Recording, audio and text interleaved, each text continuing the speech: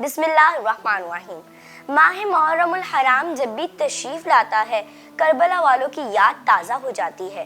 مسلمان نیک کام کر کر شہدائے کربلا بالخصوص سیدنا امام حسین رضی اللہ تعالی عنہ کی بارگاہ میں ایصال ثواب کا اہتمام کرتے ہیں اور شہدائے کربلا کی عظیم قربانیوں کو خراج تحسین پیش کیا جاتا ہے، جس سے شوق شہادت بیدار ہوتا ہے۔ نیز سیدہ فاطمہ الزہرا رضی اللہ تعالی عنہا کے شہزادوں اور شہزادیوں پر ظلم کرنے والے یزید پلید پر لعنت و ملامت کی جاتی ہے اور ہمیشہ حق کا ساتھ دینے کے عزم کا اظہار کیا جاتا ہے۔ یہ یاد رکھیں کہ ان مبارک ایام میں کچھ لوگ زمانے جاہلیت والے کام اب تک کر رہے ہیں، مثلا ڈھول بازے بجانا، تعزیہ بنانا، عورتوں کو جمع کر کر ناجائز رسومات کرنا۔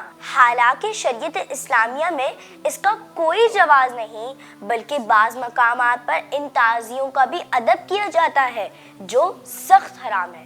اور کچھ لوگ اپنے چہرے اور سینے پیٹتے ہیں، گربان پھاڑتے ہیں اور چیختے چلاتے ہیں، حالانکہ نبی کریم صلی اللہ تعالی علیہ وآلہ وسلم نے بہت سخت الفاظ میں ان پر عذاب بیان فرمایا ہے۔ مسلم شریف میں ہے نوحہ یعنی ماتم کرنے والی اپنی موت سے پہلے توبہ نہیں کر لیتی، قیامت کے دن اسے اس حال میں اٹھایا جائے گا کہ اس پر تارکول کا لباس اور خارش کی قمیض ہوگی۔ ابو داؤد کی حدیث نمبر 3128 جن کے راوی ابو سعید خدری ہے، نبی مکرم صلی اللہ تعالی علیہ وآلہ وسلم نے ماتم کرنے والی اور ماتم سننے والی پر لعنت فرمائی ہے۔ اللہ کریم تمام شہدائے کربلا کے درجات کو بلند کرے، ان کے صدقے ہر مسلمان کو دنیا اور آخرت میں کامیابی نصیب ہو، آمین بجاہ نبی الامین وصلی اللہ تعالی علیہ وآلہ وسلم۔